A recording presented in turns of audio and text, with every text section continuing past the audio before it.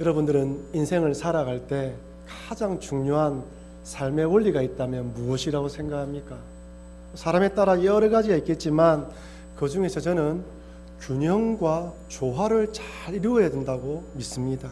어느 한쪽에도 치우치지 않고 적절하게 균형과 조화를 이루어야 되는 것이죠. 그렇지 않고 지나치게 일을 열심히 하면 몸에 건강을 해칠 수가 있고요.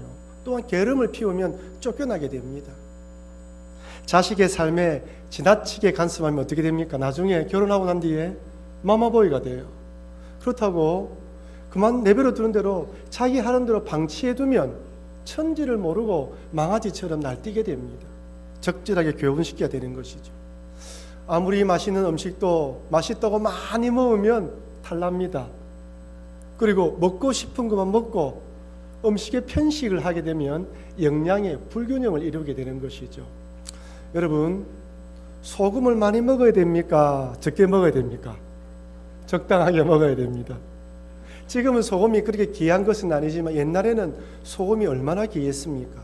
이 봉급이라는 영어의 셀러리란 말이 소금에서 나왔다고 하지 않습니까? 옛날에 로마 군인들에게 봉급을 소금으로 주는 것에서부터 유래되어서 나왔습니다. 그만큼 옛날에는 이 소금이 귀한 것이죠.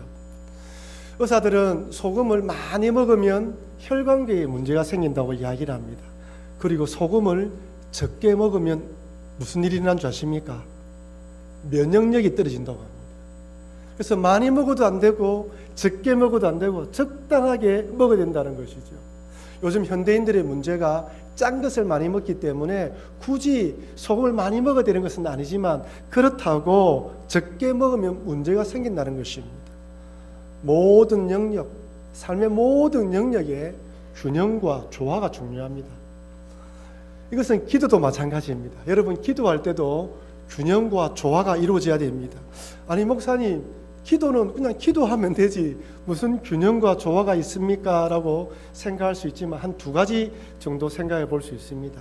첫 번째는 하나님의 뜻을 구하는 기도와 인간의 지혜를 사용하는 것에 균형과 조화를 이루어야 됩니다.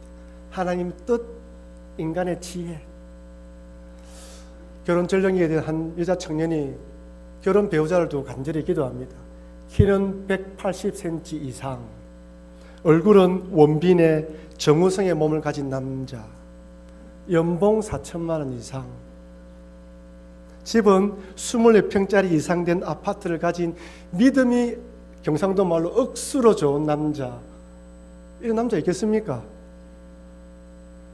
하나님께서 이 자매가 얼마나 간절히 기도하는지 기도를 2배로 응답해 주셨습니다. 이런 청년 2명을 앞에 나타난 거예요. 근데 이 자매가 결혼을 못했습니다. 왜 못한 줄 아십니까? 이 2명의 형제를 두고 하나님 이 둘 중에 누구를 선택할까요? 간절히 기도하다가 이 2 청년이 다 떠나갔다고 합니다. 기도 응답대로 2 남자가 나타났다면 어떻게 하면 되겠습니까? 하나님 2배로 응답해 주셔서 감사합니다 라고 기도하고 내 마음에 들은 쪽에 선택하면 됩니다. 신앙적으로 둘 중에 문제가 없다면, 그죠? 둘 중에 문제가 없다면 둘 중에 아무나 선택해도 괜찮다는 거예요. 내 마음에 따라서 선택하면 되는 거예요.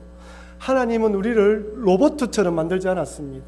프로그램된 인생처럼 살도록 만들어 놓지 않았어요. 우리의 이 선택을 존중하십니다. 이것을 하든 저것을 하든 신앙적으로 문제가 전혀 되지 않을 때 내가 좋은 쪽으로 선택하면 되는 것이죠. 오늘 점심은 짬뽕을 먹을까 짜장면을 먹을까 물을 필요 없습니다. 옷을 사러 가면서 파란색 옷을 살까 빨간색 옷을 살까 고민할 필요가 없는 거예요. 물어볼 필요가 없는 거예요. 재질과 옷감과 색감을 보면서 내게 필요한 것을 구입하면 됩니다. 물론 하나님과의 교제의 차원에서 하나님 저에게 돈도 주시고 건강도 주시고 이렇게 옷을 구입할 수 있도록 은혜 주심을 감사합니다. 오늘 옷 사러 가는데 좋은 옷을 구입할 수 있도록 도와주세요. 기도할 수 있어요. 우리도 친구들 같이 가면 옷들을 바라보면서 친구에게 어떤 옷을 살까 묻지 않습니까? 물을 수 있어요. 하지만 선택은 누가 합니까? 내가 합니다.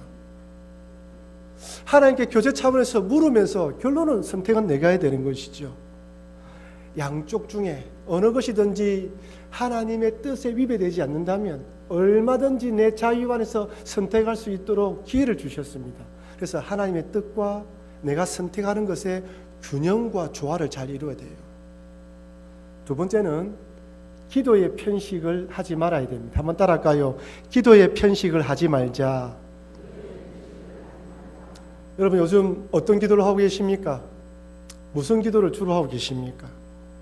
이 땅에 필요한 일용할 양식만을 위해서 기도하고 있지는 않습니까? 새학기가 되었으니 자녀들이 학교에 들어가게 됩니다.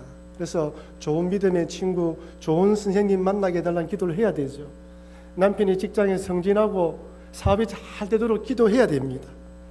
그렇다면 하나님 나라와 뜻을 구하는 기도는 하십니까? 하나님의 이름이 거룩히 여김 받게 해달라고 간구하십니까?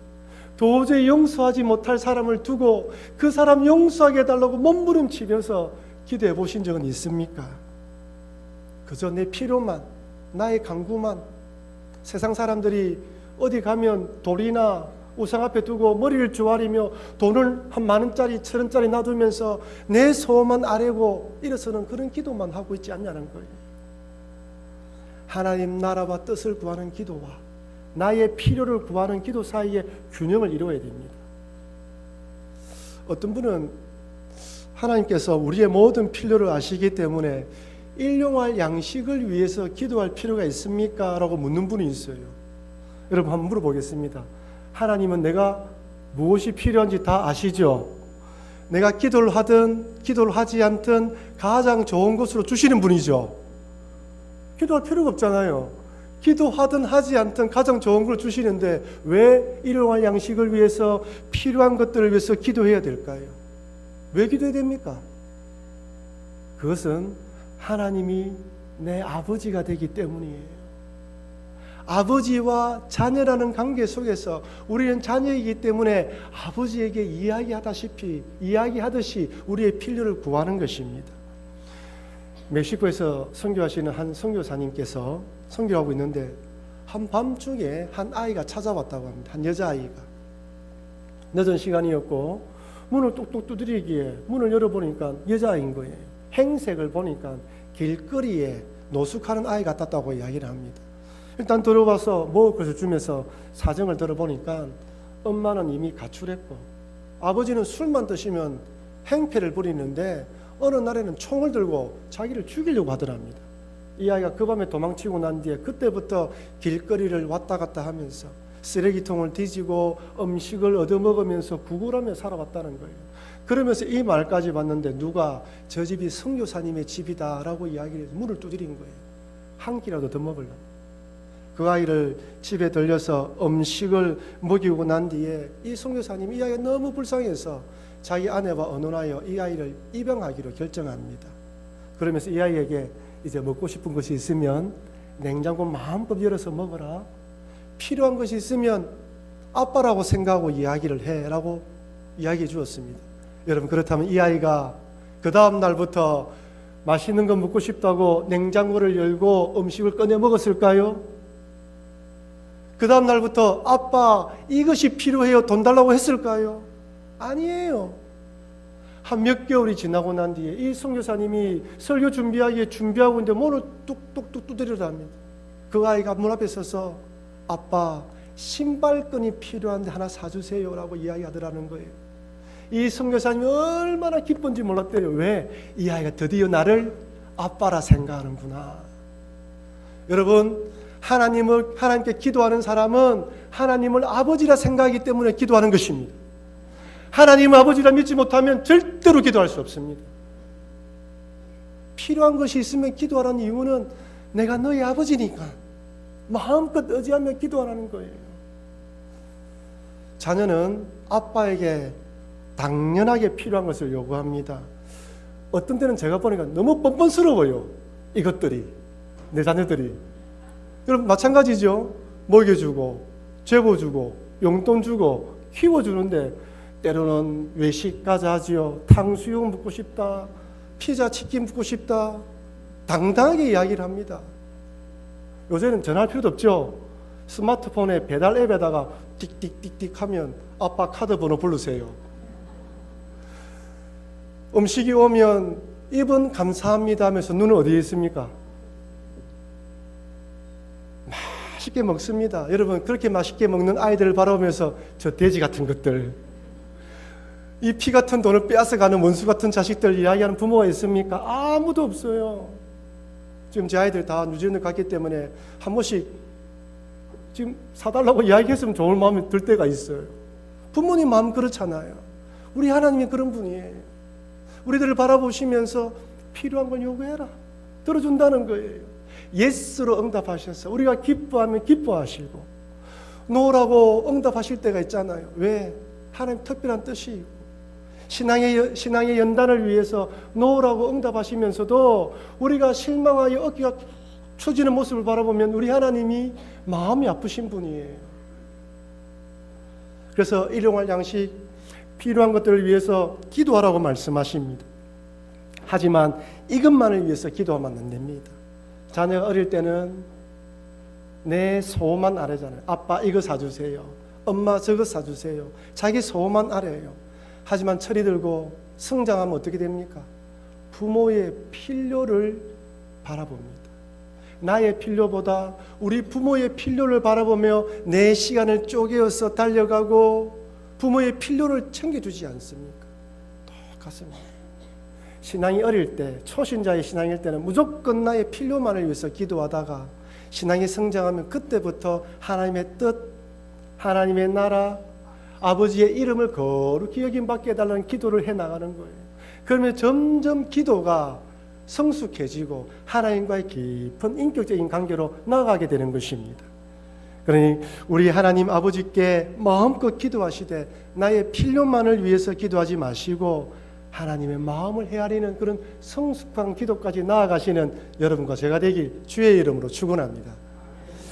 예수님께서 가르쳐주신 이 주기도문은 우리가 무엇을 위해 기도해야 하는지 가르쳐 주실 뿐만 아니라 기도의 균형과 조화를 이루게 만듭니다.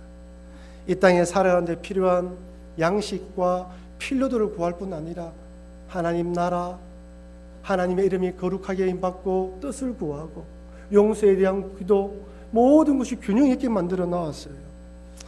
여러분 제가 하나 질문 드리겠습니다. 요즘 한 번 기도하면 몇 분 정도 기도하십니까? 보통 우리 성도들 이야기 들어보면 한 10분, 15분 정도 기도하면 기도할 내용이 없다고 이야기를 해요. 여러분, 내 기도 제목만 가지고 기도하면요, 때로 5분이면 끝납니다. 이거 해주세요, 저거 해주세요. 아무리 찾아봐도 10분, 15분이면 끝나요. 그러니까 여러분, 주기도문, 하늘에 계신 우리 아버지여부터 시작해서 한 단어 한 단어를 깊이 묵상하고 그 의미를 묵상하고 기도해 보십시오. 30분은 기본입니다. 1시간 금방 지나갑니다. 몇 시간 또 계속해서 기도할 수 있어요. 이제는 내 것만 끝내고 내 것만 아뢰고 끝내는 기도였는데 이렇게 기도하면 하나님의 마음을 헤아리면서 영감, 하나님과 통하는 기도를 해나갈 수 있는 거예요. 더 신기한 것은 어제 주기도문을 기도했는데 오늘 주기도문을 기도한다 하더라도 기도 내용이 다르고 감동이 다른 거예요. 해보신 분은 알 거예요. 하나님은 매년, 매번, 매 시간마다, 매 해마다 우리를 만나주시는데 만나주시는 그 은혜의 감동이 다 다른 거예요. 그래서 주기도문을 통하여서 내가 어떻게 기도하는지 한번 이 주기도문에 따라 기도해 보시는 것이 나의 기도의 균형을 이루고 더 하나님과 깊은 관계를 나누게 한다는 것입니다. 오늘은 특별히 2가지 기도 제목을 살펴보고요. 다음 주에 나머지 기도 제목을 또 살펴보도록 하겠습니다. 오늘은 아버지의 이름이 거룩하게 여기는 것과 하나님 나라가 임하게 해달라는 기도의 의미를 한번 살펴보도록 하겠습니다. 첫 번째로 아버지의 이름을 거룩히 여기는 기도를 하라고 가르칩니다.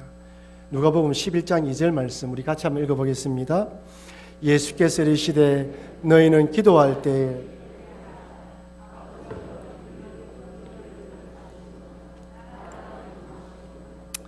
예수께서 이르시되 너희는 기도할 때에 이렇게 하라.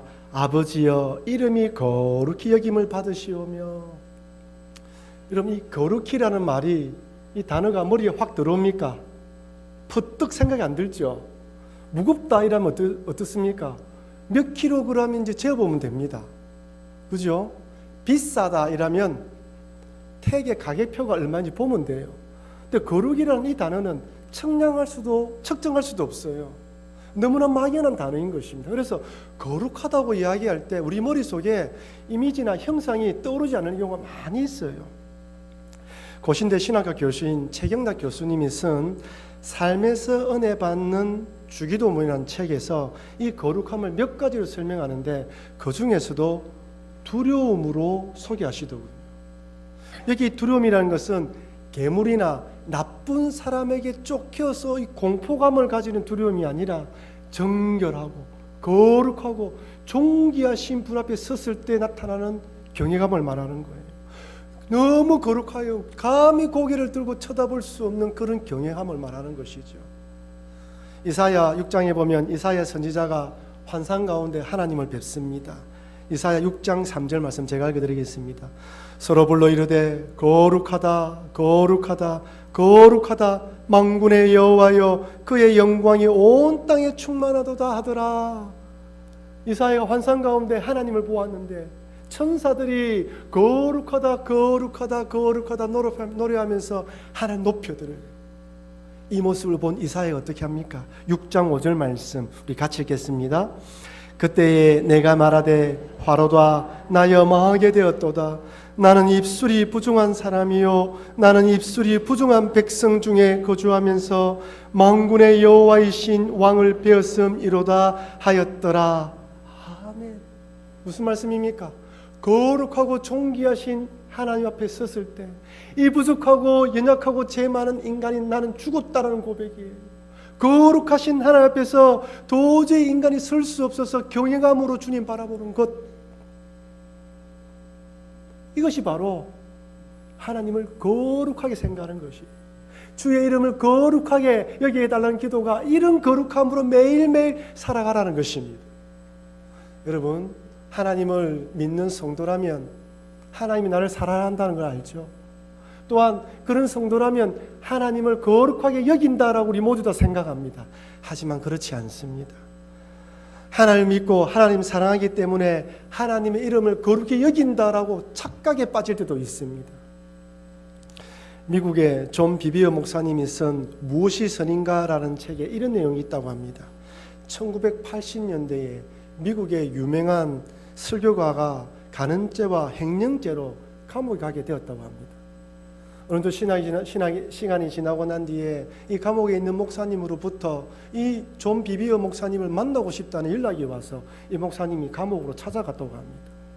감옥에 친 목사님께서 여러 가지 있었던 일들을 이야기하고 난 뒤에 또 서로 이야기 나누면서 깊은 이야기를 나누었다고 합니다. 그러다가 이 존 비비어 목사님이 감옥에 계신 목사님에게 이렇게 질문했다고 합니다. 목사님, 언제부터 예수님과 그 사랑의 관계가 식어졌습니까? 근데 감옥에 계신 그 목사님이 뜻밖의 이런 이야기를 하더랍니다. 저는 한 번도 예수님과의 관계, 사랑의 관계가 식어진 적이 없습니다라고 이야기하더라는 거예요. 이 이야기를 들은 목사님이 화가 나더랍니다. 아니 그렇기 때문에 이런 죄를 지어서 감옥에 있는데 아니 이렇게 뻔뻔스럽게 이야기할 수 있단 말인가? 막 화가 막 치밀어 오르더라는 거예요. 근데 이어서 그 목사님께서 이렇게 이야기하더랍니다. 나는 지금까지 예수님의 사랑을 의심하지 않았고 식어지지도 않았습니다. 하지만 저는 예수님을 두려워한 적도 없습니다. 하나님은 사랑이다. 예수님 우리를 사랑한다. 그 이야기를 들으면서 사랑을 깨달았지만 그럼에도 불구하고 하나님에 대해서 예수님에 대해서 두려움으로 경외함으로 바라보지 않았다는 거예요. 많은 사람들이 하나님을 사랑한다고 이야기하지만 하나님과 예수님을 두려워하지 않습니다. 여러분 예수님을 두려워하십니까? 여러분 예수님은 하나님을 두려워하십니까? 우리 모두 다 하나님 사랑을 알아요. 그러나 하나님을 두려워하지 않기 때문에 죄의 유혹이 왔을 때 벌벌 떨면서 우리 자신을 돌아보지 않아요. 왜? 회개하면 또 용서해 주시니까. 여기 넘어진다 하더라도 또 회개하면 우리 주님은 사랑이기 때문에 용서해 주시겠지라고 생각하면서 죄의 문제를 쉽게 넘어가는 거예요. 피 흘리면서까지 싸우지 않아요. 왜? 두려움이 없기 때문이에요. 그분이 나를 위해서 어떻게 십자가에 달려 돌아가시는지 두려움이 없기 때문에 죄를 짓는 것도 쉽게 짓고 그렇게 살아가는 것입니다. 만약 우리 마음속에 하나님에 대한 경외함, 두려움이 없다면 똑같이 죄의 유혹에 쉽게 넘어가게 됩니다. 그러니 여러분, 하나님은 사랑이시지만 경외함으로 두려워한다는 사실을 잊지 마시고 아버지의 이름이 거룩히 여김받게 해달라고 기도하실 때마다 내가 두려움으로 하나님을 바라보고 있는지 점검하시면서 경외함으로 하나님을 섬기시는 여러분과 제가 되길 주의 이름으로 축원합니다. 두 번째로 하나님 나라가 임하게 해달라고 기도하라고 가르쳐 주십니다. 누가복음 12장 2절 말씀 우리 같이 한번 더 읽어보겠습니다.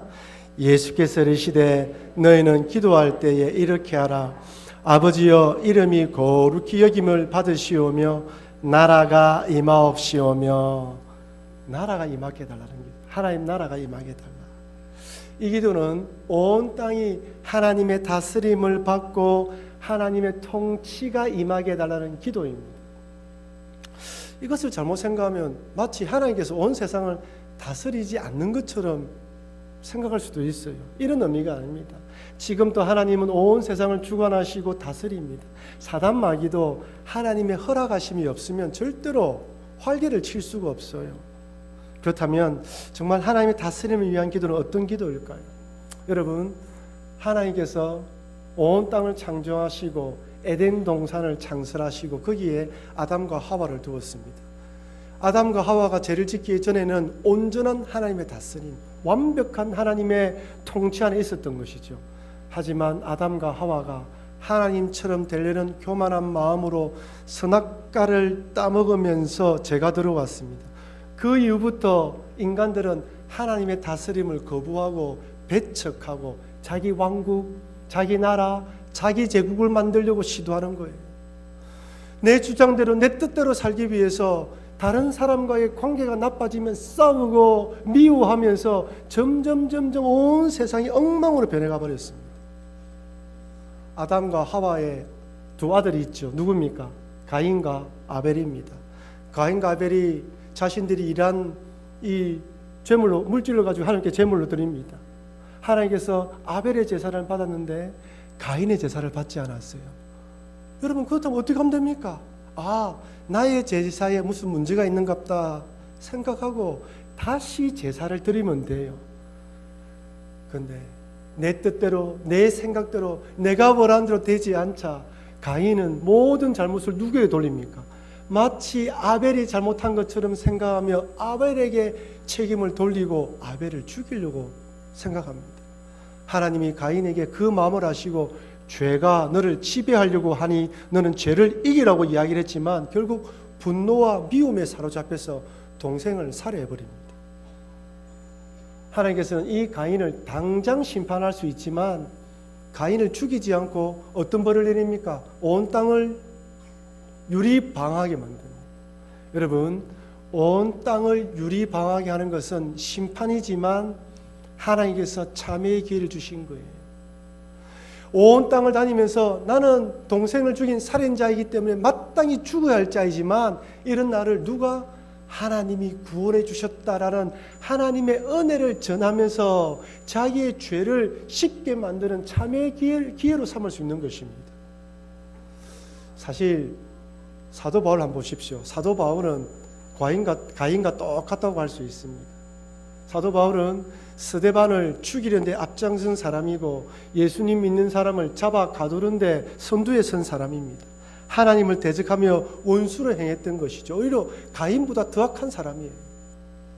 그런데 하나님께서는, 예수님께서는 이런 사울을 죽이지 않고 만나주시고 구원하셔서 이방인의 사도로 세웠습니다.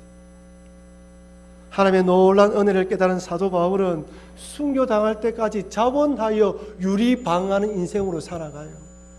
가는 곳곳마다 죄인의 개수 같은 나를 구원하여 주신 하나님의 은혜를 전하고 복음을 전하여 예수님 믿게 만들고 마지막 순교하면서 이 세상을 떠나갑니다. 만약 가인도 이렇게 유리방황하면서 하나님의 은혜를 전하는 삶을 살았다면 어떻게 되었을까요? 하지만 그는 하나님의 이런 마음을 헤아리기보다 오히려 에녹 땅에 살면서 성을 쌓았습니다. 하나님을 배격하고 하나님 간섭을 받지 않고 자기만의 세상을 만들기 위해서 성을 쌓았던 것이죠. 바벨탑 어떻습니까? 홍수로 온 땅이 멸망당한 후에 함의 자손들이 동방으로 옮겨가다가 바벨탑과 제국을 만들어요. 왜 바벨탑을 만들었습니까? 창세기 11장 4절에서는 이렇게 말합니다. 같이 읽겠습니다. 또 말하되 자 성읍과 탑을 건설하여 그 탑 꼭대기를 하늘에 닿게 하여 우리의 이름을 내고 온 지면에 흩어짐을 면하자 하였더니 우리의 이름을 내는 거예요. 하나님 믿지 않는 인생, 죄악으로 살아가는 인생들의 목표는 자기 이름을 내는 것입니다. 자기 이름을 크게 내기 위해서 탑을 쌓아갑니다. 지금도 가인의 후손들은 이 땅에 살아가면서 자신이 왕이 되고 자기 욕심대로 야망과 탐욕에 따라 살아가기 위해서 자기 왕국을 건설합니다. 여러분, 이런 세상에 우리 그리스도인들이 살아가요.